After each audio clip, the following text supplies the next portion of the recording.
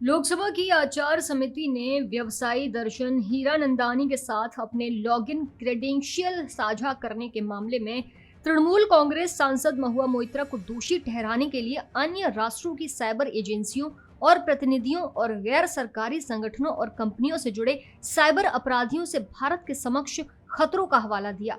साथ ही कहा कि वो हीरानंदानी यानी कि दुबई के अधिकृत निवासी हैं और उनके करीबी रिश्तेदार विदेशी नागरिक हैं।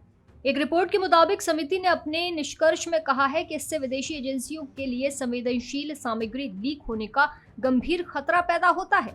समिति ने गृह मंत्रालय और इलेक्ट्रॉनिक्स और सूचना प्रौद्योगिकी मंत्रालय की ओर से प्रस्तुत रिपोर्ट का हवाला देते हुए रिकॉर्ड किया कि जुलाई 2019 और अप्रैल 2023 के बीच मोइत्रा का पोर्टल संयुक्त अरब अमीरात से 47 बार संचालित किया गया था। समझा जाता है कि बीजेपी सांसद विनोद कुमार सोनकर की अध्यक्षता वाली समिति ने गुरुवार यानी कि 9 नवंबर को मंजूर अपनी रिपोर्ट में कहा कि इस तरह की घटना से प्रणाली गंभीर साइबर हमलों की जद में आ सकती है और संभावित रूप से ऐसी घटना प्रणाली को पूरे तरीके से अक्षम करती है, जिससे भारत की संसद का कामकाज बाधित हो सकता है। सूत्रों ने कहा कि ऐसे तत्व प्रणाली में ऐसी चीजें डाल सकते हैं जो झूठे दस्तावेज या फर्जी आख्यान के जरिए राष्ट्रीय सुरक्षा को प्रभावित भी कर सकती है।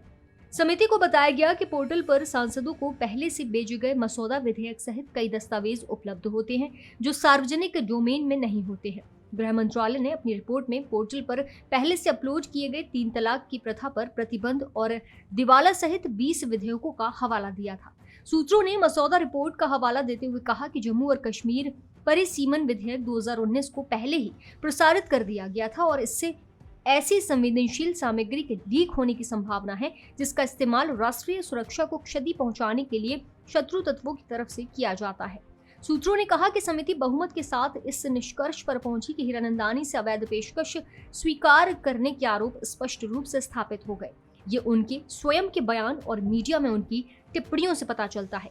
हालांकि इन आरोपों के संदर्भ में मोइत्रा ने व्यवसायी हीरानंदानी से नकदी भी स्वीकार की थी। समिति ने स्वीकार किया कि उसके पास आपराधिक जांच करने और धन लेन देन का पता लगाने के लिए तकनीकी साधन और विशेषज्ञता नहीं है। सूत्रों ने समिति की टिप्पणियों का हवाला देते हुए कहा कि ये निश्चित रूप से केंद्र सरकार के संसाधनों का काम है। समिति ने सिफारिश की है कि सरकार की ओर से किसी भी लेन देन की समयबद्ध तरीके से जांच की जा सकती है।